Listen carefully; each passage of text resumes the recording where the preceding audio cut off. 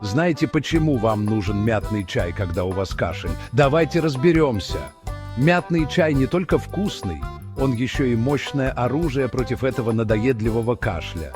Ментол в мяте действует как натуральное отхаркивающее средство, смягчая горло и помогая избавиться от мокроты.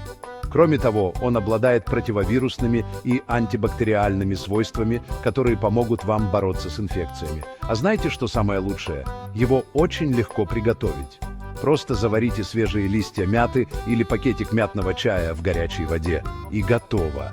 Так что в следующий раз, когда почувствуете себя как не в своей тарелке, как говорится, почему бы не попробовать чашечку мятного чая? Ваше горло скажет вам спасибо.